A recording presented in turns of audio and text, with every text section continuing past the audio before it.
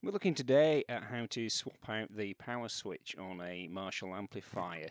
The amplifier I'm actually using is a Marshall 5275 solid state combo, also known as the Marshall 75 Reverb. Now the problem with the power switch here is that it's the light inside that's stopped working. So the power switch itself is okay, but the light inside doesn't come on when you switch it on, so you don't get that visual indicator that your amp is on. Not a major problem, but I like these things to be right, so we're going to swap that out.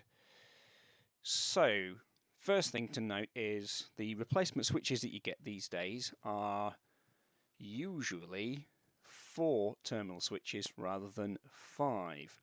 This isn't a problem. The 5th terminal, the one that's in isolation, is the old-fashioned way of getting power to the light inside the switch. All you need to do when you put the new switch in is not connect that wire up. In fact, you can remove that wire from the amp if you wish. The new way of doing it is to actually power the lamp inside the switch from the power that goes through to the rest of the amp, so it keeps it on the same circuit. So that's the reason why they're different, and it's it's certainly not difficult to wire it the new way, or wire in the 4-pin switch over the 5-pin switch. Now the first thing that you need to do, and I always find this extraordinarily helpful, I do 2 things actually. I take photographs of how the switch is currently wired. So we've got a couple of before pictures here, just to show where things are going.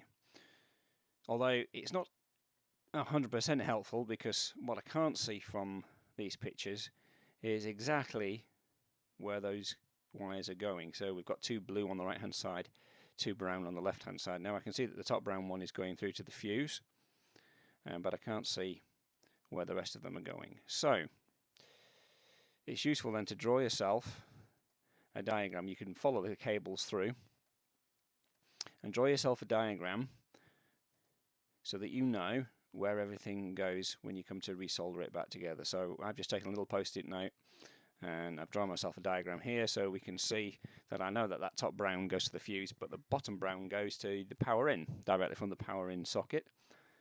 And then we've got a similar kind of arrangement for the blue. The bottom blue is the power in, and the top blue actually goes to the coil, which is the same place the black goes to, you see. But we don't need the black one, so we're not going to worry about that. So having got myself my diagram, I'm now in a position where I can remove the old switch. Now, you could try and desolder the switch while it's in situ, but it is easier to remove the switch and then desolder it. So that's essentially what I did first. The switch has 2 lugs at the top and 2 lugs at the bottom. You need to kind of press those in and pull the switch out. It's a little bit fiddly, and I was pleased to see that the new switch just has 1 large lug at the top and 1 large lug at the bottom. So for future removal, it should be a little bit easier. But it will come. It will come. You just need to be a little bit patient and just be careful. If you're going to start using a screwdriver or something, keep those hands out of the way and make sure that it doesn't slip off and damage some of the components in your amplifier. What I tended to find was I could press down on the loops with my fingers and possibly just get something underneath the fascia at the front, just to help lever it off. And then you end up with a hole where your switch should have been. I did notice that the new switch was a slightly different size. It wasn't quite as wide, but that didn't matter. It still fits snugly in the hole. You may want to take the opportunity to clean around the outside there, because that's an area of the chassis that doesn't see the light of day until you actually do this kind of job.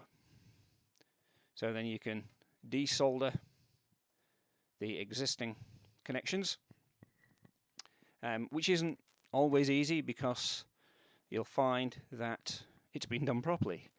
So the wires have been fed through the holes in the lugs and bent over and then soldered on. So it can take a little bit of work to do. There was one wire where I damaged a little bit of the insulation, so I've had to fix that with a little bit of heat shrink just to make sure that there wasn't too much bare wire exposed. It probably would have been okay, but it's better to be safe than sorry. I don't want to create a short in the amp. So you can see one of the blue wires here has a fair bit of heat shrink on there, but that's fine. It doesn't look quite as neat, I guess, but it's going to be hidden in the chassis. The important thing is it's safe. Okay. Then, once you've done that, it's a question of soldering everything back together using the photographs and the diagram that you've made yourself. I chose to not quite put as much solder on, but there is enough solder on there to make a good connection. Make sure you use solder flux. I basically just pressed the lugs of the switches into my tub of solder, so there was plenty of flux on those, and it flowed really well. And it's actually quite an easy job to get everything back together. Then once it's done, it's a question of pushing the switch back into place, reattaching everything, and the job, as they say, is a good one. So we now have a power switch that lights up as it should, and also a power switch that, most importantly, switches on and off the amplifier. So I hope that's been a good tutorial. It's a very easy job. It's one of the easiest jobs you can do on your amp, and it's a job that saves you a fair bit of money, actually, if you're prepared to do it. The switches are cheap. They're about £3, I think, from eBay, was where I got this one from. If you were to take this down to your local guitar store or amp service shop, it'll probably be about 40 or 50 quid to do this job, which is not expensive, but, you know, if you can do it yourself, then providing you're careful, then there's no reason why you can't do that. So I hope this has been a useful video. Thanks very much for watching, and please feel free to comment, rate, subscribe, and hopefully there'll be some more videos like this coming soon.